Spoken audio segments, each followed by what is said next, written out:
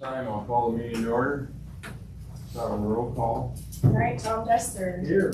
Scott Bullock. Here. Roger Lang. Here. Renee Davis. Here. Kim Houston. Here. Wes Lowry. Here. Kevin Bowden. Here. Hope Bartlett. Here. Chris Hubbard. Here. Price Hadley. Here. Heather McIntyre is here. We have Councilmember Martin here. And then we have some special guests with us. Why don't we start with the new member, Alrighty. Dan Wolf. I'm Does Dan everybody- Burford. Does anybody not know Dan? Tom, do you know him? Yes. I believe we met. Renee, you know him, don't you? Yeah, we spoke. And congratulations on coming back to Thank work for Longmont. Yes. At a reduced compensation. Yeah. Slightly. Thank you. You're free, Dan. Well, welcome anyway. Thank you. Congratulations. Any comments? No, I'm good. All right, good, good. You Got a smiled couple at us. extras over here. Yeah. Are we Sorry. public invited to be heard? No, we have a couple extra members though. We have Deb. Yes, Right. I'm Hummel with the Watershed Center. Okay. And I'm Yana Zurcher with the Watershed Center. Okay, great. Anybody else need to be recognized? Okay. Let's go to approval of previous month's meeting minutes. Anybody have any questions or comments about last month's minutes? Seeing none, is there a motion to approve? I move to approve the May 15th meeting minutes. Second, is there a second? I second. All right, thanks, Renee. Those all in favor, say aye. Aye. Aye. Aye, opposed, no? All right, good. All right, Kevin, you do the water status report. Sure. Yeah, the flow this morning at Lyons was 526 CFS. The historic average is 464 CFS. Currently, it's a free river both on the St. Vrain and on the South Platte. The Ralph Price is full at 6,400 foot elevation with 16,197 acre feet in storage. Union Reservoir is just about full as well, and currently the elevation is at 27.5, which is 12,438 acre feet. So basically, all the reservoirs are basically pretty full. So, I would assume we're still getting a fair amount of runoff into those. Remain full for a while, you think? Yeah. Any questions for Kevin? Very good. I have a question, so Yes. they run out as fast as, we're not in danger of overspilling them or having them overflow their banks instead of spilling? Not right now. No, we had some issues earlier with Lake McIntosh's outlet, but that's been corrected, and we're currently right where we should be on our reservoirs.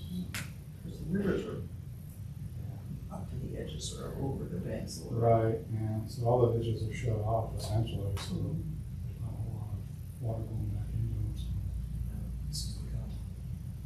Okay. Can't fill them any fuller. All right, I think we have some public invited to be heard. Ken, are you gonna Yes, handle that? I would like to introduce our special presentations today. We wanted to focus a little bit today on forest stewardship and a lot of the activities. The last couple of years, we've just ramped up considerably what's going on with management of the forest in the foothills west of Longmont, both regional scale, county, St. Vrain watershed scale, as well as Bud Rock Preserve itself. So we wanted to present both of those. So vast watershed center basically is taking the watershed scale look at forest stewardship, and it's been extremely helpful.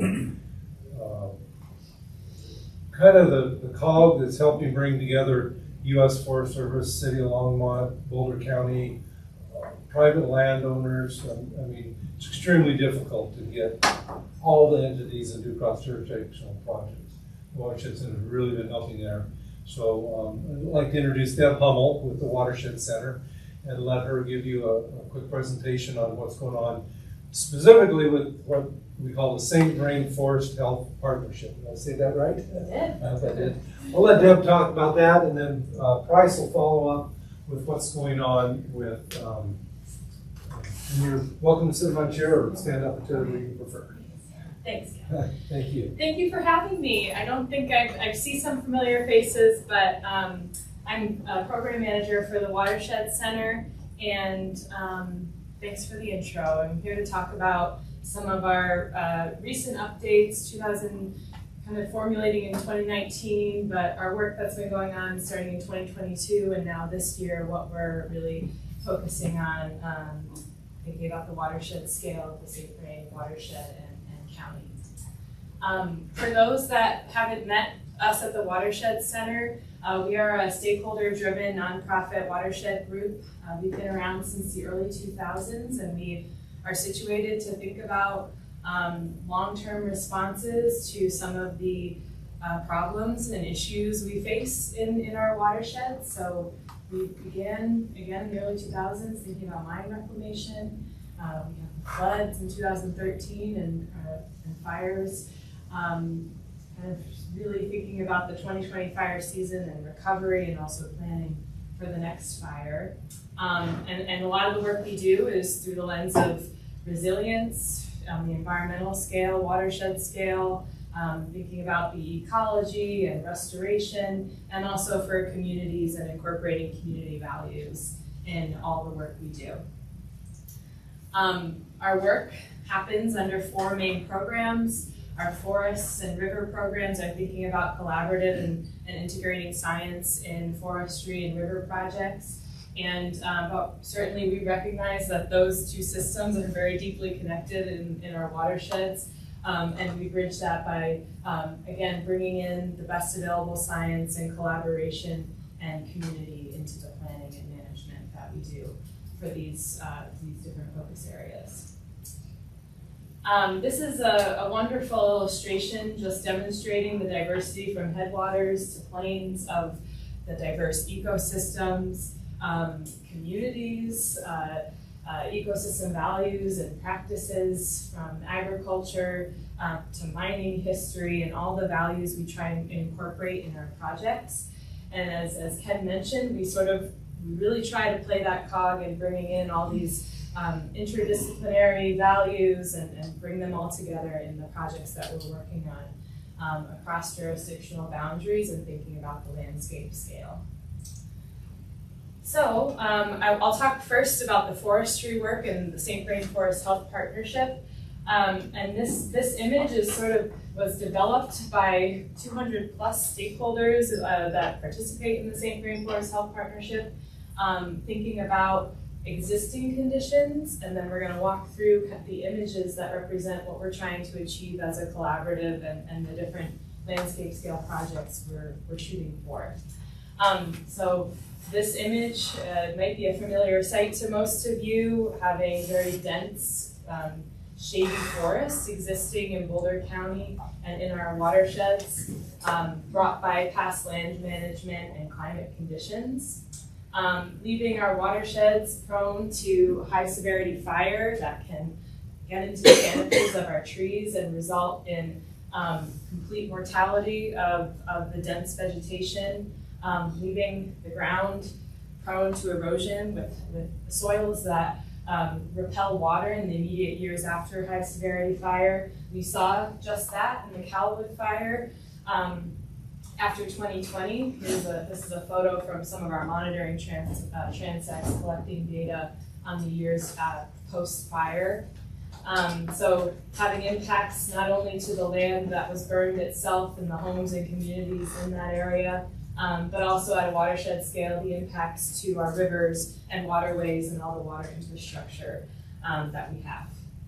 So with that in mind, and knowing the risk we have, and what we've experienced in recent history, this is our image of what we're trying, an iteration of what we might be trying to achieve with the collaborative of the St. Rainforest Health Partnership So a forest that looks more natural and prone to fire, that can experience fire and have less severe risk. Wildlife that's adapted to these forest types, an open canopy, meadows, and again, providing and sustaining clean and quality water through our waterways downstream. And one day, accommodating fire, whether natural or using fire as a tool to maintain and manage our forests as they naturally would sustain fire. And so some of the highlights, recent highlights, working with the St. Vrain Forest Health Partnership, again, collaborative of 200 plus stakeholders, the city, the county, communities, private landowners, and organizations. The Watershed Center has played a coordinating role of that group. And we've refined the focus area map, integrating community values. So this is the Boulder County Fireshed Focus Areas, which is a larger collaborative. And the St. Vrain Forest Health Partnership, through our work with our community outreach, integrated a lot of more information on the private lands and stitching together private land opportunity where there are communities or landowners that are interested in fire mitigation, and how we can connect that to county, city, federal, public lands. And so these are the priority areas and where we have opportunity to kind of put together pieces of the puzzle for landscape scale, forest planning, and restoration. Of course, you're all familiar with the co-swap funds, but the Watershed Center was a part of securing that funding for forest restoration and planning. And we supported the Forest Service NEPA process in their forestry planning, and again, integrating community input and making sure that those communities that would be impacted at the watershed scale were aware and able to participate in that process. Yeah. Yes. One second, you go back that slide. Can I just really quick? Sorry, is it possible? Oh, yes, got it. Sorry about that. No problem. Yeah, you don't really need a slide, but it's nice how the areas selected on the southern end of Boulder County are within county boundaries, but clearly in the northern section, there's some that go into Larimer County. Are you guys coordinating in some fashion or have some collaboration with Larimer County agencies also? Yeah, we are. So we're coordinating with, there's a few target communities that we're participating with in those areas, and then we're coordinating with the Larimer County and the Larimer Conservation District. And are they the ones that are kind of spearheading that for that particular jurisdiction? We don't have a watershed center, right? So Yeah, I'm just curious who the agents are in other surrounding communities that have some ability to do what you all do. Yeah, so there are similar kind of stakeholder-led collaborative groups up there that are working in a similar way as we are to participate in coordinated forest restoration planning. And then, where those boundaries overlap, we can help, across those boundaries. So yeah, we're still kind of sorting out Sure. how that all works, but we're definitely in touch and kind of planning together. And so two other components that have also supported the Forest Health Partnership through community, Watershed Center spearheading a lot of the outreach and tools for a community to understand the goals, incorporate their own priorities into the planning.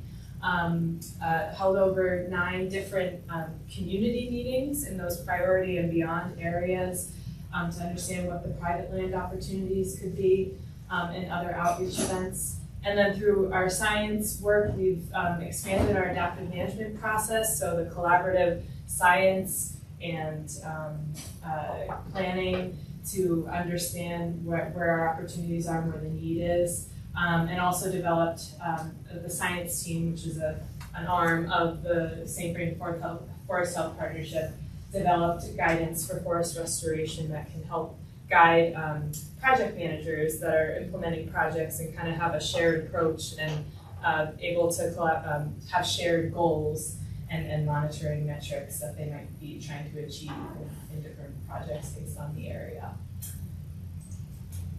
And so this year, we're kind of transitioning from a lot of information gathering into planning and project implementation as a partnership.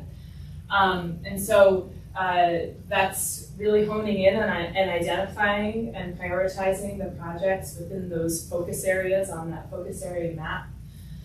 Continued engagement, workshops, panels, and tours, landowner outreach, especially in these project areas where we will be developing plans or scoping areas that might be interested in forest planning.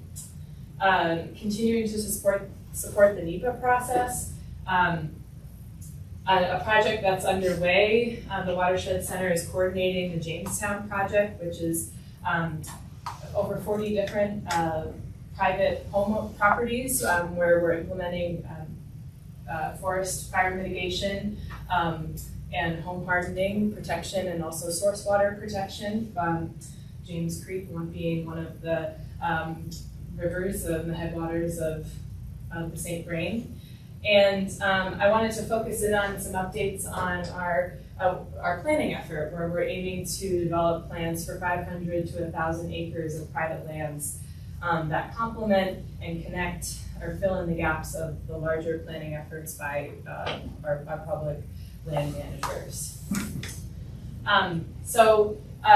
These areas, resulting in, again, up to 1,000 acres of planning, were informed by those community meetings where we learned about landowners interested or groups and communities interested in multi-property plans and projects. Our key areas that we're focusing on in this effort this year are along the peak-to-peak priority corridor. So that was really a high priority area identified to kind of capture the impacts of a fire that might be happening in the upper watershed. Raymond Riverside, which is shown one of the plans here, Conifer Hill, Bunce Hill Road, Tahosa Valley, and the communities north of Lyons. And so we're underway with developing those plans and again, complementing work that's going on. So in this example at Raymond Riverside, off the map to the left here is a lot of historic U.S. Forest Service restoration. And so again, trying to connect those pieces with private lands to make the cross-boundary landscape scale. Just a quick question. What percent of the area is private? Do you have any idea? Within the Forest area, so to speak? Is it a small, very small percentage, or Question, I think it is a small percentage. 10% or? Yeah, more? yeah, but I don't have an exact. Okay. That's what I thought. So that's where we're at with our planning. And I wanted to quickly talk about, I know we wanted to focus on forest, but with our river program and where we're headed with that, thinking about forest planning, areas that might not be feasible to restore or do any work at all, but knowing there's still risk, and how we can address those risks in our river corridors where we have room to accommodate the impacts of a future fire and flooding events thereafter. And so what we're focusing on in our rivers is restoring sediment catchment zones or large depositional pockets that in a future flood or post-fire scenario, we might have room for sediment to deposit, flooding flows to spread out over a broader floodplain. And these areas are in the transition zones of our watershed where we're focusing our planning and project implementation. So kind of similarly with the peak-to-peak corridor for forests, there's the transition zone from headwaters into the glacial valleys of that where peak-to-peak is located. And then we also have the transition zone between our canyon streams out into the high plains. And so the stars here, kind of green, represent some of the forest projects going on, and there's of course more than those. And then thinking about how these blue stars, these priority areas for rivers, can complement or fill in the gaps where forest work might not be feasible as an outcome of this large-scale planning effort. And so just a quick example or visual of what these projects could look like. This is more of a traditional approach here, where there's a single thread or maybe a side channel with a pretty gradual floodplain. Whereas these types of projects, we implemented one in the foothills of Left Hand Creek, where we are incorporating multi-threaded channels, diversity of habitat features, and in this case, off-channel pond or beaver dam analogs and other off-channel features. Again, to provide the floodplain roughness and an area for the river to move and a flood event to spread out and deposit sediment before heading downstream and impacting downstream communities and water infrastructure. So that's my overview. I just wanted to mention that planning effort for identifying these projects, we're hoping to use Wildfire Ready watershed funds to really push forward our project implementation and planning for identifying more areas in the watershed alongside all this forest planning, and to again have projects that can complement each other or fill in the gaps with our rivers and forests. And with that, thank you to the city for being excellent partners and collaborators on all the work that we're doing and that I highlighted today, and I'll take any questions. What's your name? I've got one. Would you consider the forest healthy or not healthy? So I think that first image of the shady, dense forest you could call unhealthy or just far off from where it should be naturally, because we haven't had fire on our landscape in an area where we should expect it every 30 years. Our forests now are diverted far from what they naturally look like, where there'd be open meadows and open canopies. So unhealthy maybe meaning at high risk of having severe damage and impacts in a fire situation. Is forest thinning at all? Is that part of anybody's project to thin the forest?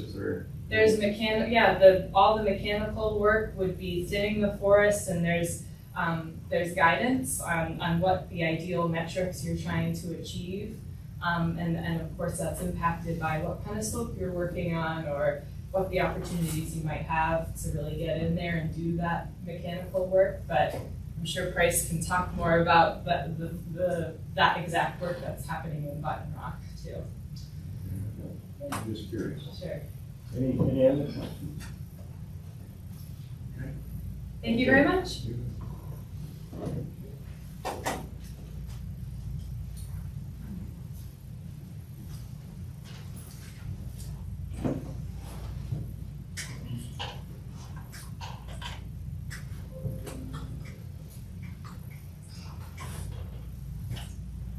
Cool, thank you.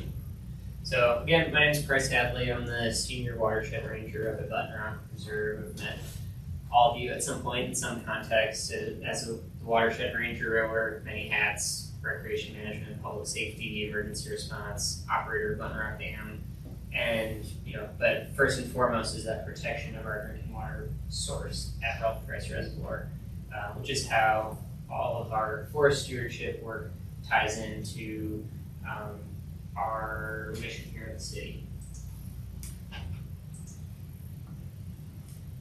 Obviously appreciate the choir coming to Water Board, talking about our mountain watershed, but just quick 30,000 foot overview of kind of set some context.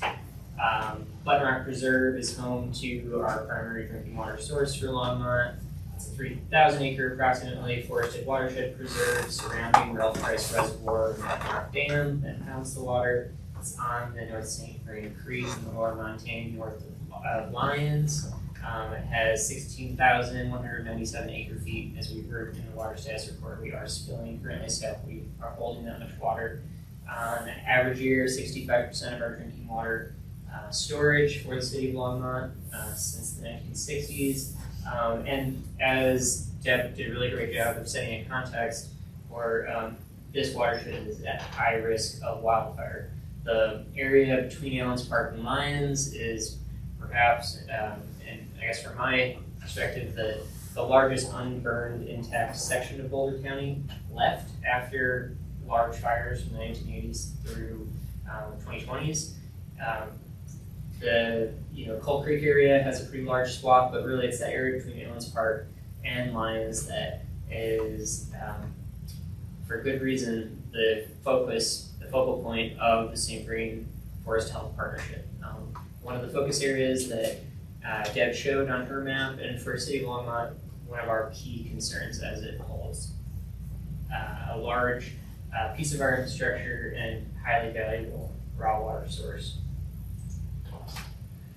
So looking at the Colorado State Forest Service, who we consult with on virtually everything we do up there regarding forests. Ralph Price Reservoir, for whatever reason, on USGS GIS layers, it always comes up as Button Rock Reservoir, the appropriate name for that. Looking at the risk viewer that the state manages, this area is at high risk. Moderate is the lowest. We really bottom out at in areas that have been heavily treated or have burned in the past, but generally our watershed is at high to highest risk on the state's risk viewer. When you look at the probability of a burn, they look at, I think, possible emission sources, amount of development in the area, things like that. The risk is high, the probability is moderate to high in the general Button Rock area. And if there is a fire, and it's really the risk and the intensity that I pay attention to as someone in charge of helping protect this place, the fire intensity is the highest intensity. So really maxing out the scale on potential flame lengths, 150 feet plus, and it's a very, very high intensity fire were it to burn through our mountain watershed. City of Longmont obviously takes managing and protecting our raw water very seriously. Since 2001, we've been engaged in forest stewardship work formally at Button Rock Preserve. I'm sure Ken could provide some history on things predating the formal forest stewardship program. But since 2001, we've been actively treating acreage around Ralph Price Reservoir with the three goals of watershed protection, and along with that is infrastructure protection, ecological health, so improving, restoring habitat, protecting existing habitat, and wildfire risk reduction to our water and to our human values here in recreation, clean drinking water, and community safety of surrounding communities and neighborhoods that are in the area. All of the work that we do up there is informed by our 2017 Forest Stewardship Plan that was drafted in close coordination with the Colorado State Forest Service. It lines out best management practices, established pretty comprehensive baseline forest health data for the stands in Button Rock Preserve's boundaries, and laid out treatment prescriptions based on these best management practices. So basically what is prescribed to do to these stands to make them more resilient to fire and healthier in terms of habitat. It laid out priorities based on kind of individual units drawn onto the map of Button Rock, and we've really taken and run with that since 2017. This is my standing presentation, so I have a slide in here about kind of how this ties into climate resiliency, since those, we have our kind of principles and goals lined out by the city.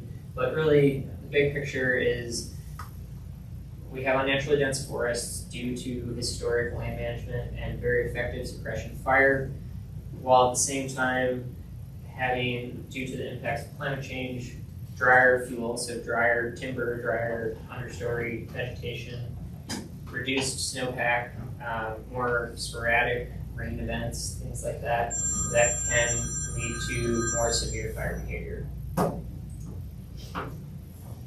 So again, since 2001, we've been treating forests up there. We've treated about a third of the preserve.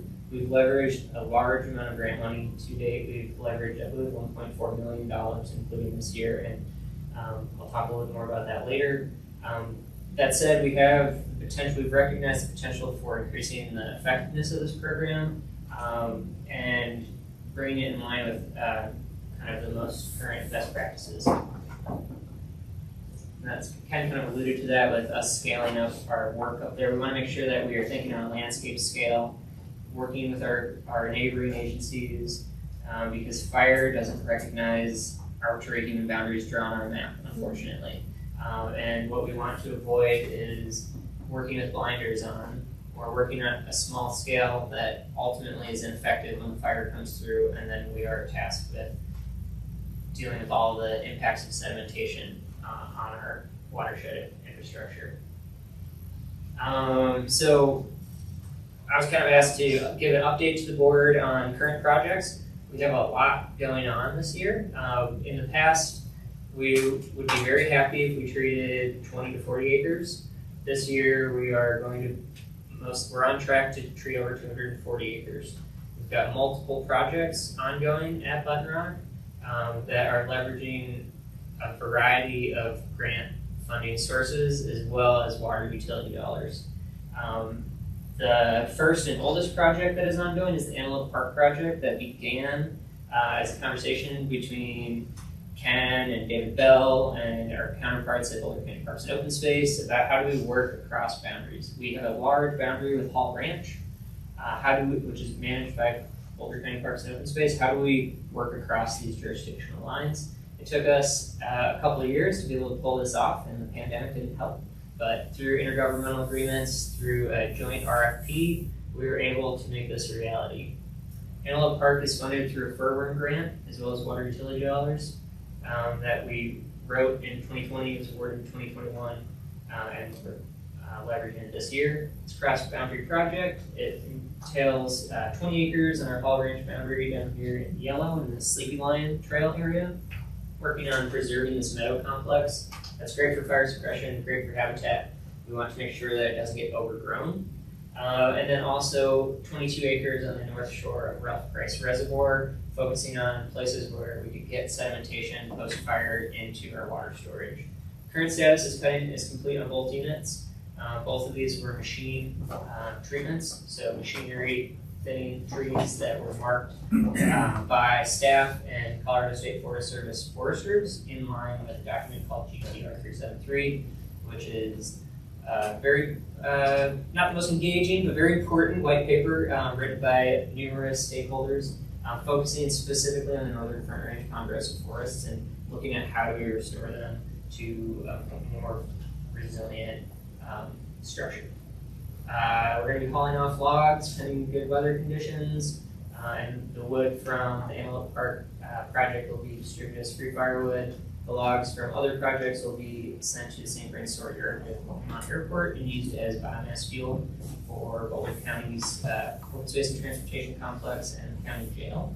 So we're finding good public benefit from these forest products. And we're already in restoration mode. This morning I was up there with Boulder County Youth Corps working on restoration of the forest floor in the Antelope Park area near Sleepy Lion Trail. So we're already bumping along to that despite 16 or 17 days of machine shutdowns this year because of our incredibly wet weather.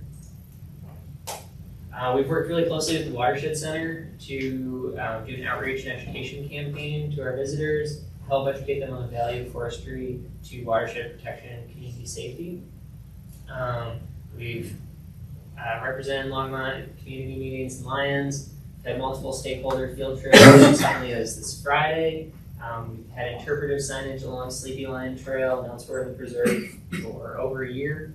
Had Ranger Talks Trailhead pop-up event recently with Maria from the Watershed Center, and a story map that Deb referred to. So obviously a lot of people hold Button Rock near and dear to their hearts for recreational reasons. We want to help them to understand why we're doing what we're doing. And I'd say overall our feedback has been very, very positive. Very few critical conversations, and we always lean into those critical conversations when we can have them, and they generally turn out on a positive note. Another large project that we've got going on, which is fully funded by COSWAP, Colorado Strategic Wildfire Action Program Landscape Resilience Investment Grant, that was awarded to Boulder County, administered by Boulder County. The City of Longmont was one of the partners in that. We are getting a little bit more than half of the money from that $1 million grant. It's a 132 acre treatment on Cook Mountain, which is our westernmost boundary between us and Folsom Gulch on U.S. Forest Service. It's focused on reducing wildfire risk and improving forest health. It is a machine treatment. We've repaired roads out to the unit, and cutting is in progress now. We marked all this last year and through the winter to get ready, make sure that we were able to get the ground running this season. And what we're looking at with this is, in addition to improving forest health, building a ridgeline shaded fuel break between us and the National Forest. The Johnny Park area has heavy recreation, dispersed camping, backcountry camping, and recreational shooting. I personally worked a fire up there in 2021. I would say that is one of the most likely ignition points for our watershed, and especially in fall and wind-driven fires. So that's an area that we want to help build a buffer against. So you out there with chainsaw, or who's doing this kind of? Yep, so we've got multiple projects going on under the umbrella of CoSwap. Not all of it is funded by CoSwap because we have some furlough money that we're leveraging too.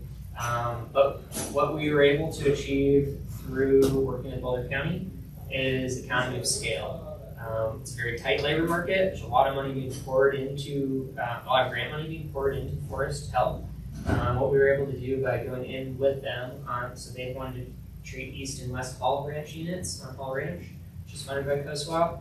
We did one RFP, so we weren't competing against each other, and we got one very reputable contractor who had a good track record in the Northern Front Range, and more specifically in Boulder County. So Market Forestry is our contractor that's doing these 3 treatments at Button Rock. Both Longmont and Boulder County are utilizing all the lumber involved, any selling to private individuals? There's no real market value for this wood. We're cutting predominantly small diameter wood trees. There might be instances of cutting larger trees in order to preserve clumps and stands of older growth trees. But those would be the exception. So as opposed to like logging, commercial logging, where you're kind of cutting the opposite end of the age class, we're cutting the small trees. So the best use that we could find for it was the biomass. And Boulder County was paying the hauling cost from North Shore and Cook Mountain because they're using that for their fuel. The firewood from Antelope Park is going to be distributed for free for like the cost of a reservation, reserving time to access a firewood deck to the public. So low cost for free. So those are our CoSwap projects. We also have another CoSwap grant that I wrote personally and was awarded this year. It's a CoSwap Workforce Development Grant. CoSwap is all stimulus dollars that were taken by the state of Colorado and put to best use as a response to the fires that we've been seeing over the last couple of fire seasons. Workforce Development Grant specifically is a no dollar grant, so the money is paid directly to the entity that we're partnered with, which is Lambert County Conservation Corps. They are an AmeriCorps affiliated group that professionally trains and certifies 21 to 25-year-olds as sawyers and gives them an entry point into a natural resource career. Diverse group of folks coming from mostly Colorado, but our crew has people from all corners of the United States, which is pretty cool and more typical of AmeriCorps. They have 4 small treatment units at Button Rock. They're focused on protecting Ralph Price Reservoir and our infrastructure and our fire egresses and the event of a fire so we can get in and out safely. They started with some defensible space work at the control house at Button Rock Dam. They completed that. And now we're doing a second entry at Mullen Park in the interior of the preserve. And then I've marked 2 more units with the State Forest Service for them to treat on either side of the ranger station. And we've been working with the utility company to be 2 steps ahead of us, clearing any trees near the utility lines. So we have those corridors nice and clear, and the youth corps, or the conservation corps can work on the trees without any danger from the power lines. Other projects, I also wrote and secured a firm capacity grant that's going to allow us to purchase some specialized forestry equipment that will improve our capacity to do kind of multiple entry or maintenance forestry work in-house. We're buying a specific logging attachment for our skid steer and a wood chipper. It will dramatically improve our cost effectiveness of doing this type of work. Currently, I'm having to rent some of this equipment, which is very expensive at an hourly or weekly rate. And historically, we've had a really limited ability to remove wood from the preserve, which is kind of the whole point if you're trying to remove fuel from the landscape, which has left a number of log decks just scattered across the preserve that are pots of fuel that I'm concerned about. This will allow us to extract that, bring it to somebody that can use it, primarily firewood, free firewood distribution, and allow us to work more closely with private property boundaries where there's less sensitivity about slash treatment. So all the branches that are left behind after cutting, we're able to chip that. Generally speaking, we're always preparing for that next fire. Is that a standard practice to be chipping that slash, or? Next to private property? Well, I mean, on city property, are you Yes, I'd say mulching that that historically, now, or doing slash piles and doing So, burn piles, or? we're kind of doing all the above. Currently, we've got 3 good options for dealing with slash. Building burn piles, which we are doing. That's really, and I'll talk a little bit about that if I still have time, but that's really the only scalable method for dealing with slash. Mastication, which is basically using a large attachment on a skid steer to chip wood, for lack of a better term. It's not quite the same as wood chipping, and then broadcast chipping to a certain depth. The drawbacks of chipping or mastication is you're leaving a certain amount of fuel on the ground, which has impacts for firefighting, for restoration of the forest floor, and also the residency time of that heat during a fire on the soil, which can have some sedimentation issues if you're not managing it appropriately. So there's kind of a different tool for different jobs, best tool for different jobs, and we're trying to equip ourselves to have all options. Our ranger staff are all trained and certified as wildland firefighters. We participate in prescribed fire in town. We've done initial attack, meaning first people on scene on 2 fires in the last 3 years. We've evacuated Button Rock twice for fires in the last 3 years. We maintain a high level of readiness and have improved our equipment up there to respond and really nip small fires in the bud before they can grow and cause an impact to our watershed. And we're also working on hardening our structures against fires. On the long term, we're looking at how do we most effectively leverage grant dollars? How do we improve or increase the acreage treated per year?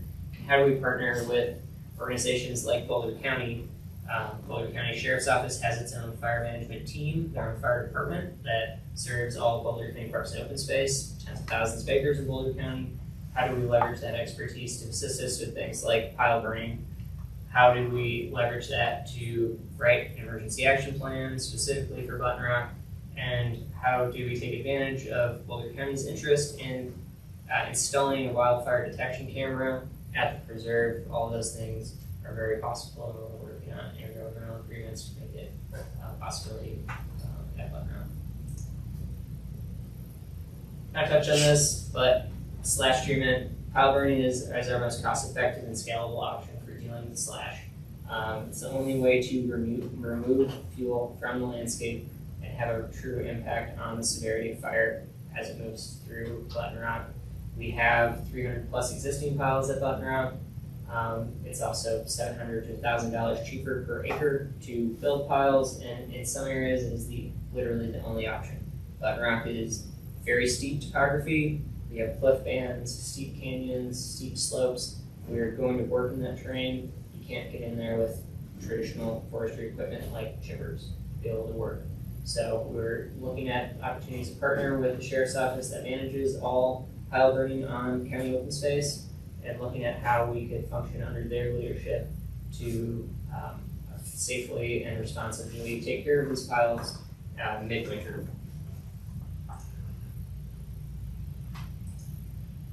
I just want to point out, I mentioned that we have been very effective at leveraging grants. From 2004 to 2021, we leveraged $600,000 in grants. We've secured over $800,000 this year. That gets us gives us the option to use some of that funding through 2027. We've also increased our acreage plan for treatment this year up to 240 plus acres. We're looking at the cost to the city, the net cost to the city. it's pretty cool to see how much we're able to leverage those grant dollars, dollar to dollar from utility dollars to grant dollars. So we're sitting at over nearly $1.5 million leverage from primarily state funded sources. And most of that is this year. Questions? I hate that, well, and especially how it was going. Can you return to one of the slides from before? So it's like way at the beginning, actually. It's the one that was basically all red because it's like danger. Yeah, there you go. So, and there was a similar one about severity, etc. But this is fine. Actually, maybe we can go back to the previous one. So, actually, let's see. There you go. Okay. So, is the lighter coloration like a moderate risk, for example? It seemed like that kind of coincided with some of the landscape that was under our jurisdiction, like part of the preserve, for example. Mm-hmm. Or so do you see, for example, the projects that we have pursued in the last 10, 15, 20 years or something show up as greater as a kind of mitigating factor on this particular stream? Based on what I'm seeing here, I'd say yes. I know that, so we're currently working in this area, so that should further reduce risk, but it's a second entry to an area that was treated probably about 15 years ago. This area is also south-facing, generally prone to less dense forests. However, because of our land management practices, that doesn't always hold. But we're working to take advantage of this lower risk. It's also more operable. This area on the North Shore, so most of what you're seeing here, this is all within our jurisdiction, minus some private landed holdings up there on the north side of the reservoir. On the south side, in the north-facing terrain, steep, basically inoperable terrain, which is part of the reason that it's such high risk. Yeah. But I would say yes, and if we're able to function at a higher scale, like a greater scale in terms of acres treated, we should have more discernible impact on the wildfire risk that we experience, if that makes sense. Yeah, so past projects tend to show up as being improved or lesser risk, I guess. That's And right. we would anticipate in the future that these current projects should show up as improved. It would also depend on how granular the State Forest Service data is, since they're looking at the entire state when they're calculating this. Yeah, But if it's fine enough, it it's should. pretty Yeah. significant. So, and then lastly, and I don't mean to Yeah, that's fine. disrupt things here, but does this, do you, like, I didn't When I realize lived that here, this would be- literally all the time. Yeah. I lived up in Long Park, up in here, Yeah. as a resident ranger at Button Rock, absolutely. It's one Yeah. reason that my wife and I don't live there anymore. Fair But it's something, literally, this is my job, is solving this problem of how do we deal with and mitigate risk to our watershed. We're really lucky to have our headwaters be in Recommend National Park, flow through a research natural area in the national forest and come down into a nature reserve. So the risk from development and recreation, because we've been diligent in limiting recreation impacts, is low, but the risk, on the other hand, from fire is very high. I think we, like in meetings like this, we tend to focus so much on the projects that are ongoing. And it's a good, in a presentation like this, is a good opportunity to recognize, have that aha moment that, holy cow, there's still a lot to do, right? I guess. And the work is never done. And the work's never. What we're aiming to do is to make the workload more sustainable by cutting more aggressively. So our return intervals are 15 years, going back to a unit and doing maintenance treatments, kind of coming in and cutting regenerative growth, looking at what is necessary to improve the health of a stand, as opposed to doing small couple acre treatments that ultimately don't have any impact on the fire as you do. Anybody else? Yeah. And again, following up with what Deb said about the cyclical prescribed, or not necessarily prescribed fire, the historic cyclical fires, is the city playing or working with, or county, Forest Service, to implement putting fire on the ground, small scale, to kind of regenerate that cycle? What we're looking at now is dealing with the problem at hand, or the challenge at hand, which would be the piles. Removing that fuel from the landscape in the safest manner that we can manage, which is, in my mind, partnering with the sheriff's office that is already doing that work. Riverside Open Space, Hall Ranch, Billings Open Space, all the county land that at least on 3 sides surrounds our reservoir. They're already working in that terrain and at that elevation, and are experts at it. So taking advantage of their skill set to do that. Broadcast fire would be a larger question. Boulder County managing their open space is one thing. Us managing our watershed with our objectives in mind is a little bit different, but kind of need a starting point. And pile burning is kind of that tool that kind of has limited us in the past that we're going to be looking to reintroduce. Anything else? Thank Okay, you. well, thank you. Okay. Appreciate the information.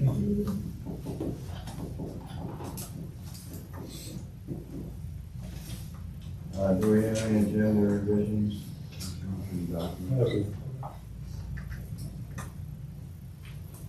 Okay, in the development activity request, of course.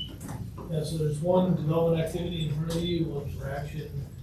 That is 150 Francis Street annexation, 2.26 acre parcel, no historic water rights, but there is an existing 3/4 inch residential city water tap. So the credit for that tap will be applied to the lot being served, say to further subdivide the property. So right now, they're presently in compliance with the raw water requirement policy, and this particular project is the concept plan describes about 14 residential lots that they'll develop on the east side of Francis Street. But one of the main reasons they're annexing at this point in time, even though they have treated water service, they really need to connect to the city's sewer water service. And we don't provide extraterritorial sewer water service, we need annexed to get that service. So that's kind of the main purpose for annexing, but nonetheless, they're in compliance now. How or when did they get extraterritorial water service? How did that, what were the circumstances of those? You know, I didn't go back and do the research other than to find that when they received the tap, they didn't provide any, there's no documentation of providing water or paying for that. So our policy speaks to how to calculate that. It's based on the last 5 years of use. And so their last 5 years of use, there's 2 structures on there now, a house and an outbuilding, what it is. And that total use on that, this 2-point-some odd acres is just under 3/4 of an acre of water per year. And so, yeah, it's each outside water tap is different. This is an area that's been surrounded by development for quite a while now. But I don't know the exact date of the water tap. It's just interesting that it avoided the annexation for so long, but it's right there for it. Yeah, we've had a number of different donut holes and donut, and that's what this is one of them. Heather, could you slide one up or down with that? So I had a question about the calculation, can you walk me through that again, for the tap credit? So you use the last 5 years annual use? And we take the average, the sum of that divided by 5, you get the average annual. Okay. And that's so the idea is that's what they've been paying for and been using. As a ratepayer? Yep. Okay. And so that's the credit that they would receive, and that credit shall not exceed 2 acre-foot in total, and it'll be applied specifically to the lot being served by the tap. Okay, so you don't use their previous tap fee? Okay. Now, do they need to provide, get water from us through the annexation? not an annexation, I mean, they're already receiving water service, and they have been for a number of years. And the only requirement in annexation is transfer of historical water rights, and they have no historical water rights. They only have the existing water tap. So cost for annexation on their part is minimal. Yes, that's correct. And really the long-term basis for having the policy is that they really won't use any more water. They have an outside water tap, they're using water, city water. They won't use any more water once they annex versus before they annex, unless they further develop or subdivide or do additional work. So basically they'll come in and nothing will change in the water use through the tap. Usually it's a farmhouse these become a little more complicated now. They're smaller lots. And typically you had a larger parcel property with a small farmhouse. And they used to like to carve off a lot around that farmhouse and sell all the rest of the land for development. So that small lot that the farmhouse uses the same amount of water, as long as they don't do any additional development, create any additional demand. That's really the reason behind giving them a credit. Is there a developer involved in this yet? I know that the owner slash developer is out of state. But I don't know if they have, I think again, their purpose is they have a failing septic. They've got to get on sanitary sewer. The only way you're going to get sanitary sewer connection with Longmont stands. So I don't know what their timing is for their plans for further development. Once they are in the developmental stage, depending on what their needs water-wise are, They'll come back to water board with a subdivision plat of whatever size. It could be anywhere from the full 2+ acres or just a part of it. And then at that time, they'll have to meet the full deficits related to this annexation. And that'll be 3 acre foot per acre less the credit received for this outside water. Any other questions for Wes? Is there a motion to approve this measure? Also move, Mr. Chair. Any discussion? Moved and seconded. All in favor, say aye. Aye. Aye, motion passed. Thanks, Wes.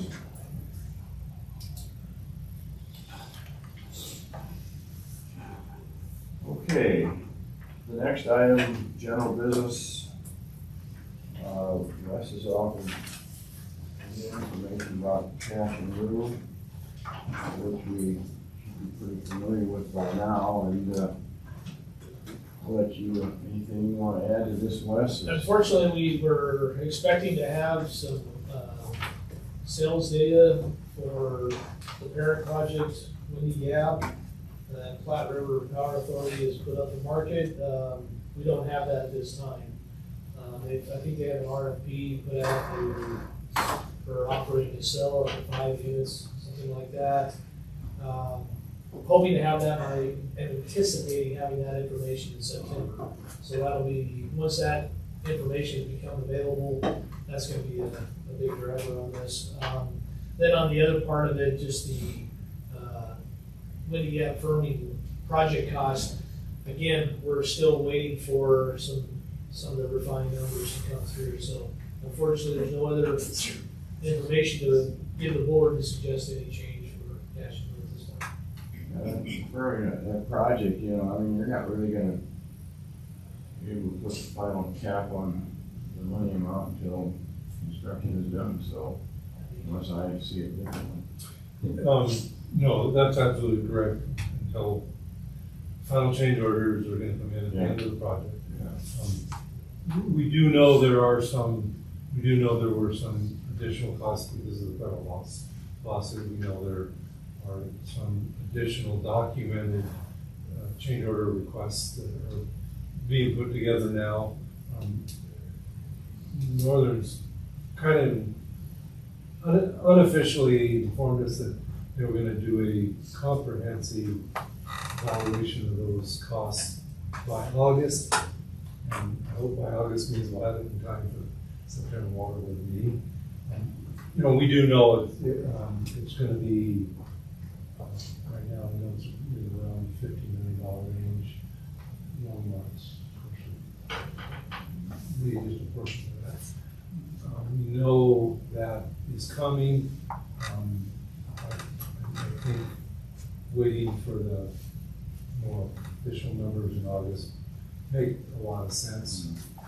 And any cost, we expect late 2024, someone will start to come up with that money, because there's sufficient money already in the project right now to cover any costs. But we know that's coming, so I think we'll have a good conversation about it probably by September. Is it time to, even though the project's not done, is it time to start accounting for those costs that we know are there? That additional costs in the future should be, I think that once we're pretty sure of what those costs are, we should be including in the cash flow calculation. So I think there's a comment that, If we don't do that, are we not gonna have few opportunities left to charge a higher fee than we? That's also true, yeah, as annexations come, we'll be charging it the current rate. We don't have any, I'm not aware of any west right away that I see over the summer, not much, but, yeah, but you're absolutely right. Yeah, something should be coming up with, Sherrill area soon. Not over the summer, but soon.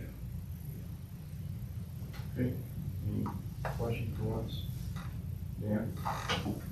I'd ask staff, how frequent do you try to update the cash note? Is it an annual basis, every 3 years, or, again, depending upon development pressure, how often do you typically do an update for the cash? So the policy speaks to that it's reviewed at least quarterly. So every 3 months. Oh, okay. Look at it. Anybody else? All right, thanks, Mark. I think we're up to you, Hope. You're on. Cool.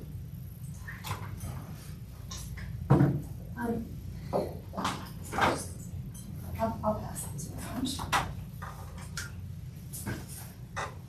Hi everybody. I was supposed to give this to you last month, but alas, I'm here today. Just wanted to give you a quick update on our water conservation programs from 2022.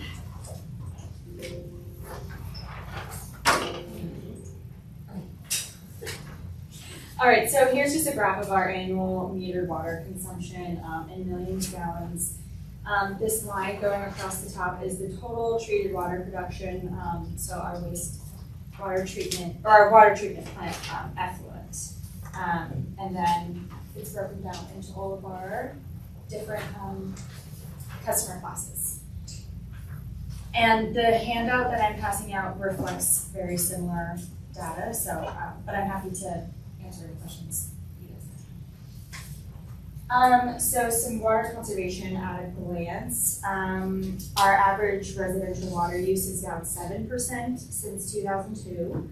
And then our gross GCPD is 137 gallons, which is down 36% from 2002.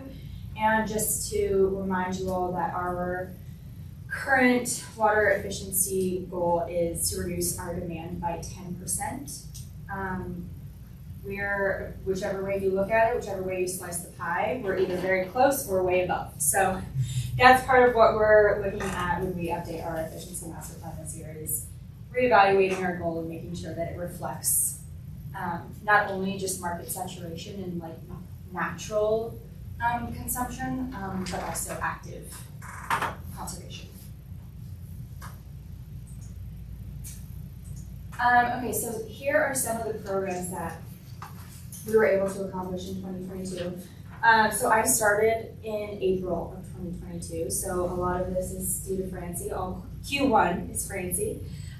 So as you all know, Resource Central is like our workhorse of our water conservation programs. So we do all of the programs they offer.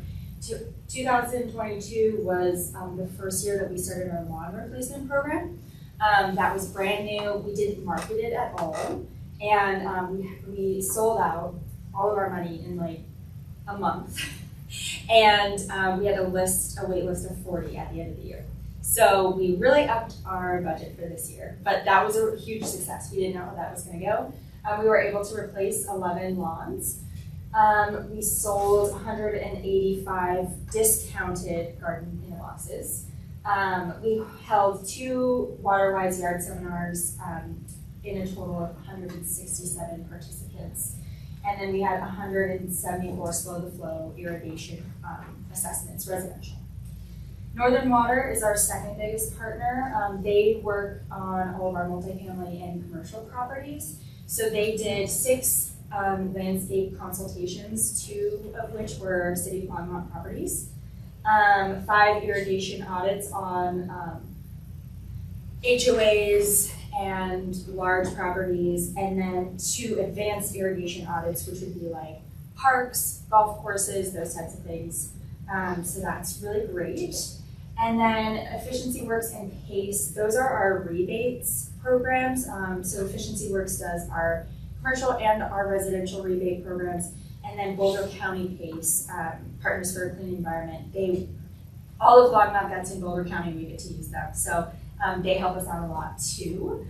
They were able to go into 12 businesses in Boulder County, Longmont, Boulder County, and do upgrades and advising, which is great. And then our Efficiency Works, really working on that this year because it wasn't as successful as I was hoping that it would be. So we offered 3 store discounts. Efficiency Works has an online store where folks can buy directly instead of having to apply for rebates.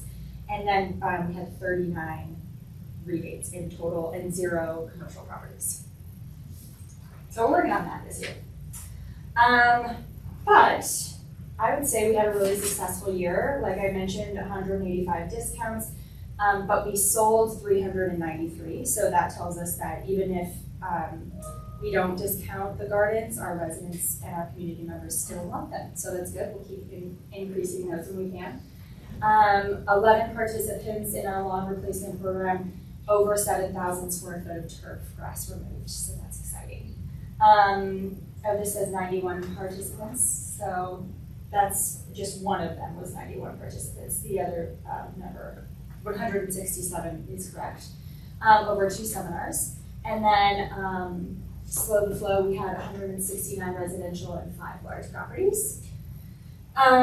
Yeah, this is just reiterating with a little bit more detail, especially in the Resource Central realm. And then this is just also highlighting that 0 commercial project that we're hoping to get at least 1 this year. We have a meeting next week, so fingers crossed we can get it on the books before the end of the year.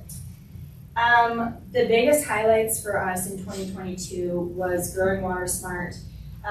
We took a team of people from water resources, parks and open spaces, planning, which is really integral to learn more about the Growing Water Smart mindset. And I know you guys, I probably talked your ears off about this, but that's where we're going, is we're going to working on preemptive water conservation methods instead of retroactive. We're gonna really start working on our code. We're gonna look at all of our master plans and making sure that they're aligning, that they're using the same language, that they're using water efficiency before we develop. Education and outreach, I was able to attend several events, do a lot of engagement with the public, which I love, and that's really awesome. So that's always fun. And we revamped the website too, which was awesome. So it's a lot more user-friendly now and a lot easier to find resources that way. I also co-hosted 2 neighborhood leaderships series meetings featuring irrigation efficiency and low impact impact design practices. And then I worked with marketing and communications department to create a water communications plan. So every department who is doing water, so water conservation, we've got stormwater, water quality, and floodplain management, and me, and we created an official water communications plan so that we're not all doing the same thing. And then lastly, in the education and outreach, I was really busy. We developed a leak notification process with our AMR meters. That's still happening, but I started making that in 2022. And then partnerships and grants. Northern Water provided 2 advanced irrigation audits on Roosevelt and Garden Acres parks. And then they presented some recommendations on turf transitions in those spaces and some irrigation system efficiencies. So that's really great that we're able to do that on our park properties. What's the process by which those recommendations become implemented? For the parks? Right, so in other words, like, they write a report, you read the report, then what, right? Then have you begin the process of communicating with our open space or with our? Yeah, and actually those guys, our Parks Department was there on site with them while they were doing the audit, and while they actually got all the reports, and I had asked them for the reports. So they have that information. I think eventually as the state kind of comes out with more and more funding, and I'm going to talk about that actually right now, is the state, as you guys may have heard, had this huge grant opportunity for municipalities who have existing turf replacement plans to apply for some funding to do more turf replacement. And a lot of folks decided to kind of pad their existing turf replacement plans, but I decided that we were going to do a city project instead. And so in the future, as more and more of that funding becomes available, we'll have those reports and we'll say, okay, we already know what we're gonna do. Northern Water told us to do this, here's the money. And it will be like, as that's what I'm hoping to have as we're creating all of these things. So with our efficiency master plan update, we're doing a turf transition plan. I got a grant to do that. And that's another thing that I can't wait to have in our back pocket, because what I'm running into is there's a lot of funding available, but we just don't really know how to spend it. And so I'm applying for these grants, and then we're creating projects for that money, when really that's kind of like putting the horse before the cart, or the cart before the horse. So I want to, not do that, and I want to be really intentional and planful on projects moving forward. And so that's why we're doing all of these plans, so that when we do have money, we'll say, okay, well, Northern Water already gave us this assessment. You guys need money, so here you go. So that turf replacement or turf transition plan is in the works. They're looking at city-owned property, and then they're going to do a recommendations report based on kind of metrics or a matrix of priorities, so that when we have money, we can say, okay, well, this one is in an underserved neighborhood, and it might not save as much water, but it's a community asset, and we'll do pollinator gardens, and it's like adding to the ecosystem. Or if we're like, we just want to save water, then we'll do like medians and stuff like that. We're doing a city code assessment right now, so we have a consulting agency come in. She's going to look at all of our code and our master plan, and the variety of our master plans, our parks and open spaces, and all those types of things, and just kind of highlight ways in which we can change language to be more water efficient. And then that will be a long process of me going to council and everybody, all of the plans who are being evaluated are in the loop. So we're all really excited about that one, especially our development code and our landscaping code. That's the one where she's going to really deep dive into. Still working on those AMR leak notifications. That's all I'll say about that. City turf transition. So as part of our Growing Water Smart group, we're working on a turf transition project at Kensington Park, and we got state funding to do this, and it's really exciting because there is an Art in Public Places mural in Kensington Park, and the Art in Public Places department was going to tear out the turf around the mural anyway and put in concrete, and we saw this as an opportunity to collaborate. And so we got state funding to have the turf removed, and we hired Northern Water, who has a Denver Botanic Garden designer on retainer. And the DBG designer is going to design a demonstration of sorts for the community members to kind of be able to walk through and have like better access to the mural, and then understand what they can do with their own lawns. So we're really excited about that. Community and neighborhood resources is involved, planning is involved, we're involved, parks obviously. So it's a really fun project I'm really excited about that is kind of showing the growing water smart mindset of this collaboration and this interdepartmental working of folks who usually don't get to work together. Like I would never work with Art in Public Places before, like water resources on Art in Public Places. Probably has never worked together. And now we get to work together on a project, so that's really exciting. And we're doing a ton of community outreach in that. We're throwing a huge event with food trucks and all kinds of things, and then we're implementing community input on how we design the garden. So we'll have garden specs and like ideas, and then we'll have like a dot matrix vote of what they receive in the community. So very exciting. And then continuing with the education and outreach, I'd like to do, like I mentioned, at least one business project, commercial project with Efficiency Works, and then at least one or two frontline community projects. Like I have a project with Longmont Housing Authority of maybe funding some toilets for them, which would be really awesome. So that's my update.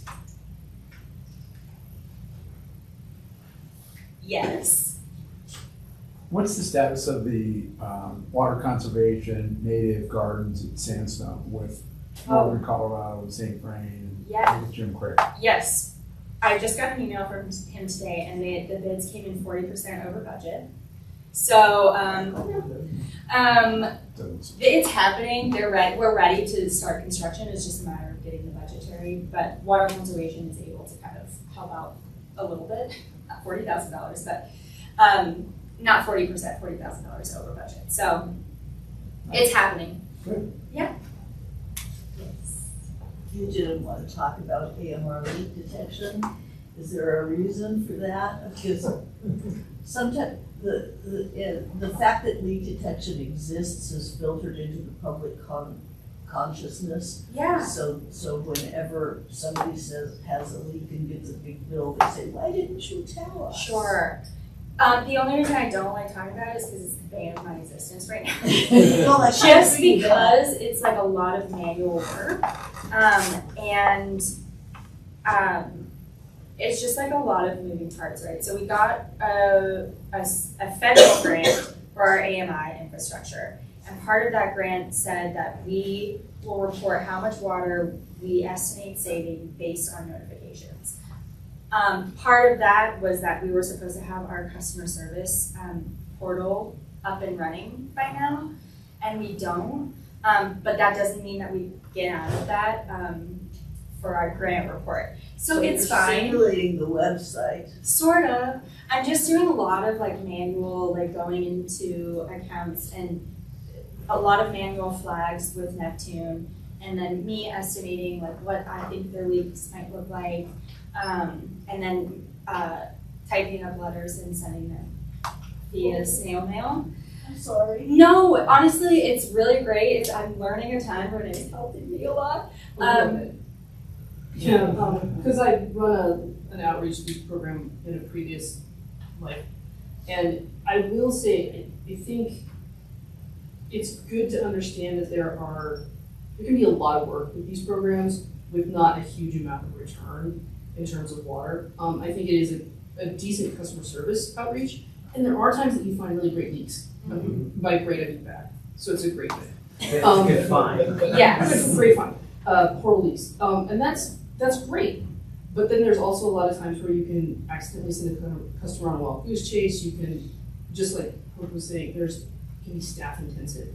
And so I think, based on the conversation we've had, getting that portal prioritized might be really worthwhile, because like the thing I'm most excited about is the code stuff and code assessment. Like that's the potential to really change stuff system-wide versus talking to one customer or mailing one customer a thing saying, hey, go check your toilet. Yeah. So, And freeing up staff for that. Yeah, absolutely. I mean, honestly, like, I think it's a really good opportunity for me because I'm still new in this role and I'm new to a utility.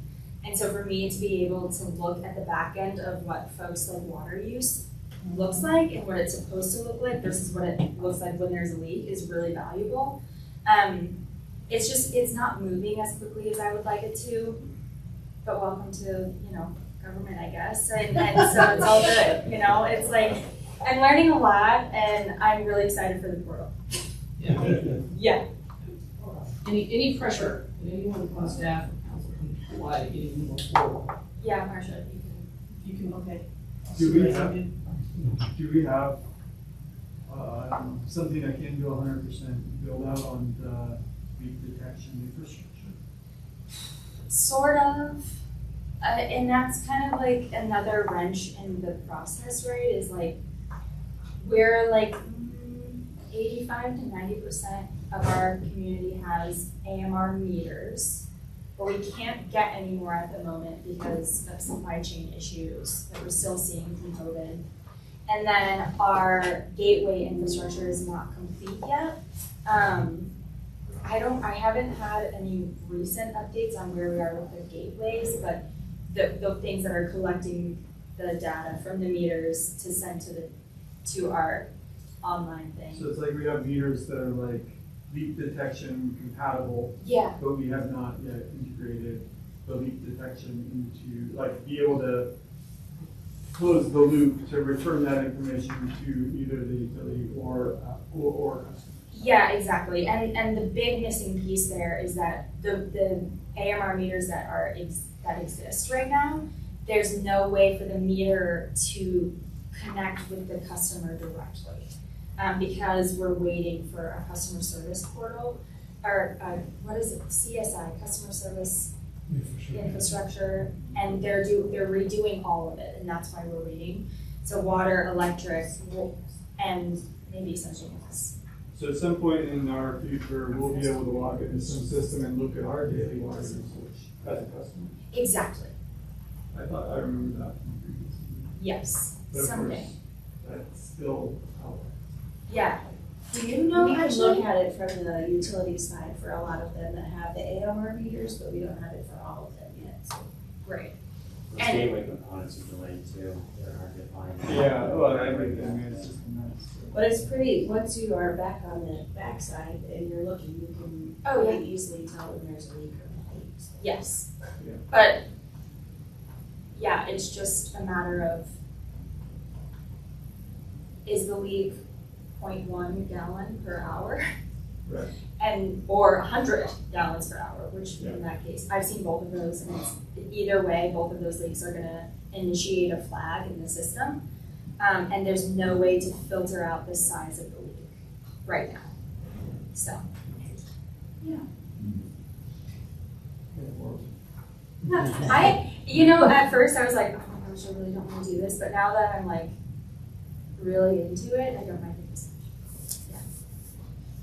Good numbers though, Thanks. I was just kind of curious if you would know, Ken, comparing water usage, from May of this year versus last year. Very low. Very low. Good Mother Nature, I mean. Well, and I can see that on folks. I'll bet you can. Because I can see their year, and it's like half, Yeah, if not less than half. I mean, I haven't turned my sprinklers on, so. Through May, water reduction was the same as winter. Yeah, it's gonna be like January, right, yeah. Okay, any other questions for Hope? Thanks for the presentation. Thank you. All right. Can you bring up the slide of the items, maybe project listings? Yes. So, what I was gonna say, Shannon, correct me if I'm wrong, but weren't we thinking of having we're gonna do a Union Reservoir overview? We are, yeah. We haven't scheduled it in because I've got, we had the forest stewardship this month. We're gonna do the Colorado River in July. In fact, Colorado over Northern Water is scheduled to come for our July meeting to go over the Colorado River. And then we'll schedule that in August, September. We'll talk more next Yeah, I month. haven't forgotten it. Okay. So, yeah, but we haven't forgotten. We Oh, will- good, that's we all I will- want, that's yes. all I want. Any comments or questions on, I don't know, Dan, have you ever seen this before?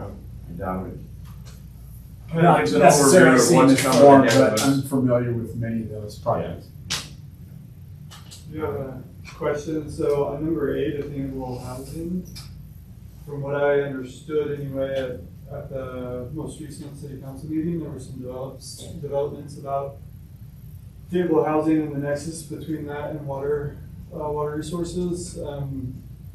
I was just wondering if we should have a discussion about some of those, about what is presumably a change to our water policy about Cash and 3 acre foot per acre, and the reduction of that number in regards to attainable housing plots or something within Yeah, overall developments, and I whether that would I come think- before our board. So, you know, the cash in lieu is debt is incurred when property is annexed, but it's not payable until it's developed, am I right about that?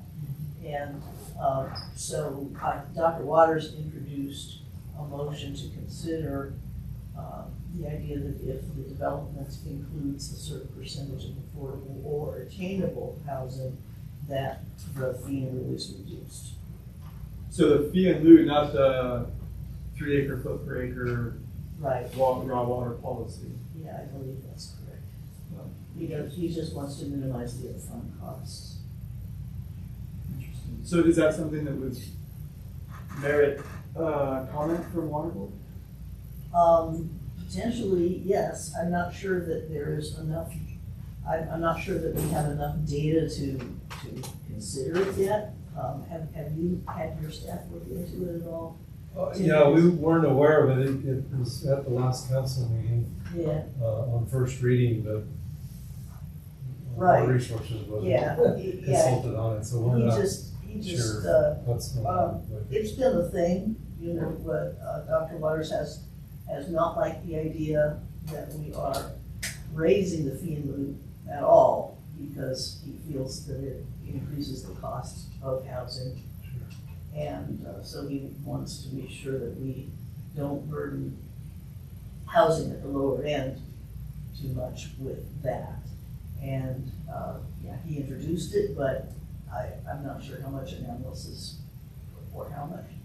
You know, there's gonna be a housing needs assessment, and maybe that will provide, information about what the impact that would be is. But I think planning is gonna have to go through and find out, or I don't know, is that you? I don't know what the process is. Somebody knows how much fee in lieu is pending, right? Yeah, we know, we have a good handle on, you know, what property is annexed, what property is method deficit, what property, how much, approximately how much deficit is there. We, of course, don't know how much of that will be met by cash in lieu versus how much will be met by historical water. Don't we Gross, know at annexation time how much that is gonna be? well, we know how much the deficit is at annexation. Yeah, oh, but they could have Well, acquired. then they could rights. come in and either pay cash in lieu or non-historical waters. Now, on a gross basis, we have an idea of how much non-historical water exists out there, and there's not a whole lot anymore. So we have a good idea. As time goes on, in fact, we're already experiencing this. We're seeing more cash in lieu than we did in the past because there's less non-historical water. And so we'd certainly be happy to bring that back and let Water Board see what those calculations look like. We have that on a GIS basis, and it's real easy to see what is where and what is happening. But again, in the short term, we don't know that ratio. In the long term, we pretty much can say, hey, there's this much non-historical out there, all the rest will be cash. And the non-historical water is getting, I assume, is getting more and more expensive as it gets rarer and rarer to be able to pick up, right? It kind of tracks cash and lieu. You know, when we raise cash and lieu, then it goes up. It's always in the 60 to 90% of cash and lieu. It always has to trail cash and lieu because I would never bother to get any. I just write the check to all of them. So yeah, cash and lieu does go up, but we'll try. The non-historical track, cash and lieu. So yeah, we'll be happy to provide. We'll try to kind of get us a little surprising too. So we'll try to see if we can get the information and maybe constant communication on the proposal to amend the raw water requirement policy around attainable housing that we can come forward. You have a comment? Just, Councilman Martin, just what went to on Tuesday night was an ordinance on first reading to modify the language in 1405, which is the raw water policy. Yeah. And it's really, it outlines a rebate program that was intended, I believe, to follow the affordable. It's a little unclear in the language. I think maybe what you were referring to before is that we have identified a certain amount of raw water that we currently hold that could be applied to affordable housing. So there's a pool so that the city and the raw water portfolio is whole for the development coming to the city. But I also understand that there's a lot more coming to the city council for attainable housing. But this will come up on second reading in a few weeks. Yes. And then this is kind of an interim condition. That's right, and mostly to plug a loophole because an error was made, as I recall. So, yeah, there's more stuff in terms of, thanks for fixing the bill because Well, just a little more information. yeah.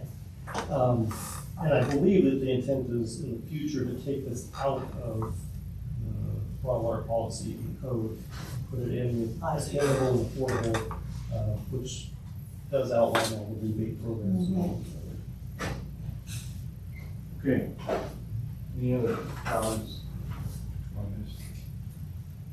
Well, I'm not entirely certain, just to follow up on what I was saying before, I'm not entirely certain I followed all of that because there's a lot of municipal discussion there, of course. And I'm not sure I got it. And that's fine, and maybe none of us do, but I just want to make sure that me speaking for myself at least, it'd be great to have an opportunity to comment on things that relate to water and water policy as a board. So there was a discussion there about kind of second reading, and I don't know exactly where in the overall process that falls. But for example, maybe before there's a vote and it becomes an official thing, maybe we have an opportunity to take a look at it. Yeah, and I think that would happen again. This one that we just considered was kind of a patch to existing code that frankly I'd forgotten about, and I was jumping ahead to the larger reworking. And so the process is there's a first reading that allows the public to become aware of what the code change is going to be. Then there is a public hearing at the second reading before the council votes. Normally, on anything that was really a major policy change, the board would review the policy before it came to first reading.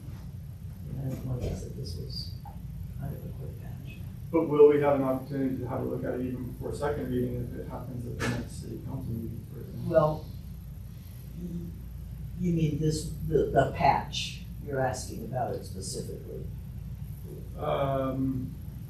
Maybe, I'm not entirely certain what the patch is, but I'm also familiar with the fact that sometimes the patch becomes the rule, because that's just the way things work, I guess. So the thing that went to first reading last council meeting will come up again for second reading in July. Because there are two council, 4th of July is a Tuesday and CML is this upcoming Tuesday, tomorrow. So there's 2 weeks without a council meeting. And then the next week, there'll be a council meeting, and that's when the second reading will be there. And you will have 3 to 5 business days for the to see what's on the council agenda. You can look back and see what was on the second reading, because nobody proposed any amendments. So you can comment at the public hearing, and you know, are free to do that like anybody else. That meeting is before the next. Yeah, that's what I'm saying, that would be as an individual town hall. Yeah, you can do that as Yeah. an individual. Yeah, I suppose that's, I guess, you know, I feel like I feel like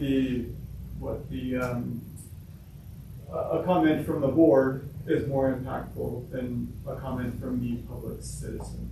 That's certainly true. And so I do feel like the board should have an opportunity to review and think about, consider things that have to do with water before they go and Yes. become policy. Yeah, and I agree, and the rework, which is a major policy change, I'm sure that will happen.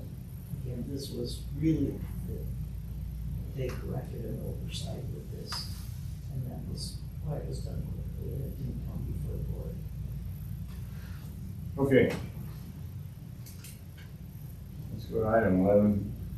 Just informational items. I wanted to cover something with the board. Every time we have a position, a board position expires, the term expires, mine did, by the way. Then you bring on another member or reappoint the existing member. But we have an officer, our vice chair, board member left.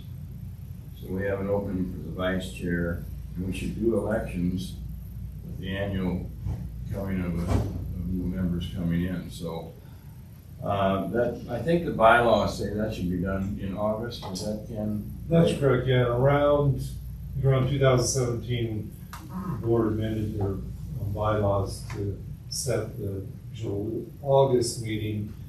It was partially because all boards used to be January 1st to December 31st, but then that really made the selection process jammed up once a year, so it was split. Half the boards go in December and half the boards go in summer. Water board's one of them that comes in the summer. As I remember right, there's a little concern that we have all the board selection process done in time for an annual meeting in July, so it was changed to August. So yeah, right now the board's, I'll call it the board's year, at least especially in terms of chair and vice chair, is August through July. So yeah, we don't have a. What my point is, we don't have a vice chair, but rather than deal with the vice chair before the annual thing, my suggestion is when we get to August meeting, we have an election of chair and vice chair to fill that out, clean it up, and if somebody's got some objections, I propose we do that. So that's all I wanted to say. As far as deciding those officers, we'll just use the August meeting to do that. So.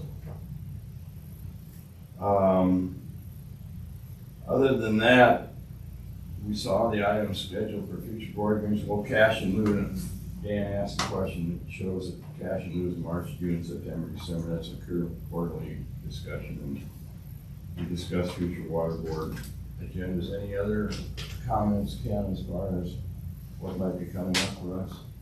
I don't have any right now. Before we close, anybody have any other comments at all? Okay, meeting adjourned.